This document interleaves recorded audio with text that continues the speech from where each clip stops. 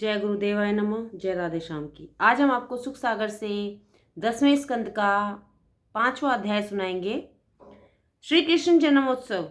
श्री सुखदेव जी बोले, पुत्र का जन्म होने से आनंदित उदार चित्त नंदराय ने स्नान करके पवित्र हो ज्योतिष ब्राह्मणों को बुलाकर स्वस्ति वचन करा, जात क्रम संस्कार करवाया और पितरों तथा देवताओं का पूजन करवाया। फिर 2 लाख गायें और रत्नों का ढेर सहित स्वर्ण जटित वस्त्रों से मंडे हुए 7 तिलों के पर्वत ब्राह्मणों को दान दिए। जैसे पृथ्वी आदि पदार्थ काल से दे स्नान से अपवित्र वस्तु से लिपटा हुआ पदार्थ धोने से गर्भादि संस्कारों से दंड आदि तप से ब्राह्मण आदि यज्ञ से धन दान से मन संतोष से और आत्मा ब्रह्म विद्या से शुद्ध होती है, वैसे ही जब नारद नंद जी इस प्रकार के श्रेष्ठ कर्मों को कर शुद्ध हुए तो ब्राह्मण सूत पुराण कहने लगे, मगध भाट बंदी सभी मंगलाचर करने लगे, गायक गाने लगे और नकारे बारंबार बजने लगे। सारे ब्रज के घर द्वार आंगन और भीतरी बाण भाग झाड़ बुहार कर छिड़काए गए। अनोखी ध्वजाओं में पताकाओं की माला लगाई गई और वस्त्रों तथा पुत्र वालियों से भी सभी द्वार सज्जित कर दिए गए। गायों बैलों और बछड़ों को हल्दी और तेल से रगड़कर उन पर विचित्र धातु गैर खड़िया आदि का लेप किया गया। मोर छल बांधी गई, झूले डाले गए और स्वर्ण की मालाएं पहनाई गई। हे राजन, सब गवाल सुंदर वस्त्र आभूषण अंगरखा पगड़ी पहनकर और भेंटे लेकर आए तथा इस प्रकार यशोदा जी के पुत्र का जन्म सुनकर गोपियों ने प्रसन्न से मन से वस्त्राभूषण तथा अन्न आदि से अपनी देह का श्रृंगार किया। नवीन केशर के लेप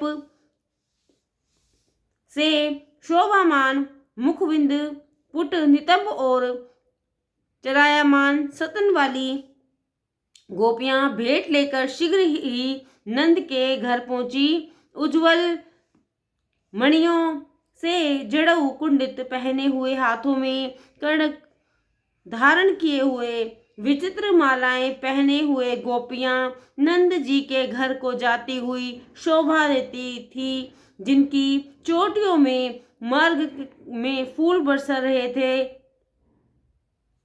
चोटियों से मार्ग में फूल बरस रहे थे, स्तन डोल रहे हैं, कुंडल झलकते हैं, हार हिल रहे हैं, जिसकी शोभा देखते ही बनती है। वे गोपियां बाल रूप श्री कृष्ण भगवान को चिरंजीव होने का आशीर्वाद देती हुई और तेल तथा पानी में हल्दी का चूर्ण मिलाकर उसे लोगों को भिगोती हुई आ रही है।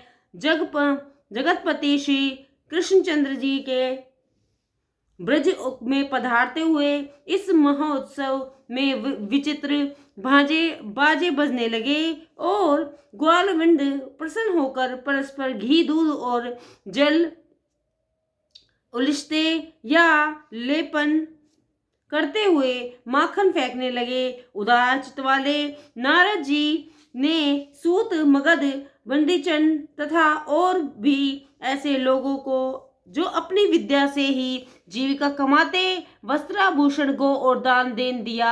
उदार हृदय नंद जी ने अपने पुत्र के कल्याण के लिए श्री सुखदेव जी की आराधना की और जो लोग भी जिस इच्छा से आए थे उनको वही वस्तु देकर उनका यथोयोग्य पूजन किया तथा नंद जी द्वारा सम्मानित महाभाग्यशालिनी रोहिणी दिव्य वस्त्र माला और कंठाभरण आदि सजी हुई इस महोत्सव से विचार रही थी। हे राजन, जब से श्री भगवान वहां विराजमान हुए, तब से उनके प्रभाव के कारण से नंद जी का गोकुल सत्य संपदाओं तथा लक्ष्मी के से रमण करने योग्य हो गया।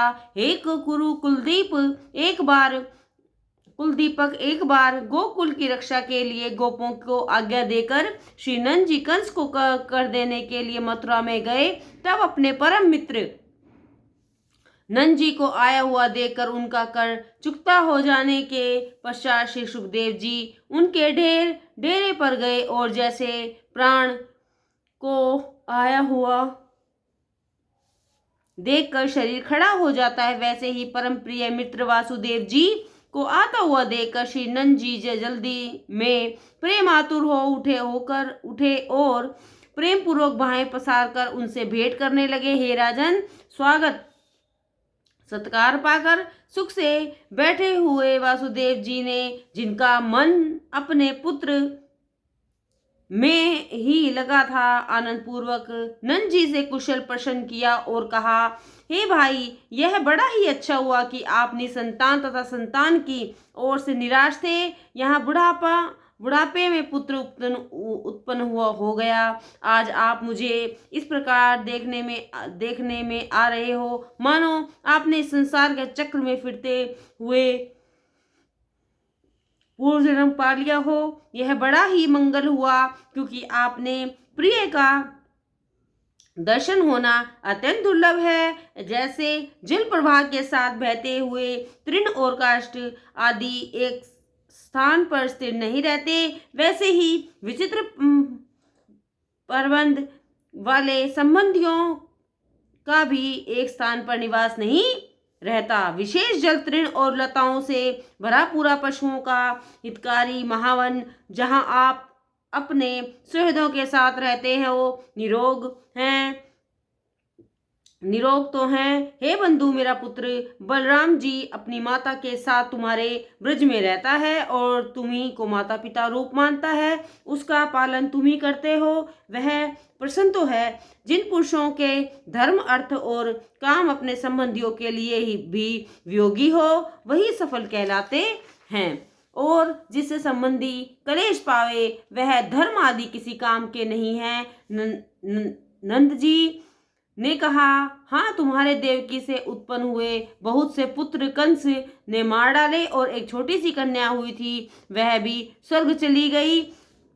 इस जीव की प्रारब्ध की सीमा है और प्रारब्ध की ही सबसे बड़ा है। जो मनुष्य इसका ज्ञान रखता है, इससे उसे मोह नहीं होता। वासुदेव जी ने कहा, तुम राजा कंस के वार्षिक कर दे चुके और मुझसे भी मिल चुके। अब यहाँ अधिक ठहरना उचित नहीं है, क्योंकि गोकुल में उत्पात होने की आशंका है।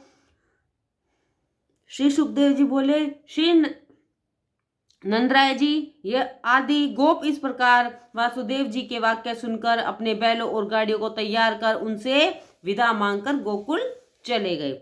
जय गुरुदेवाय नमः। जय राधे श्याम की।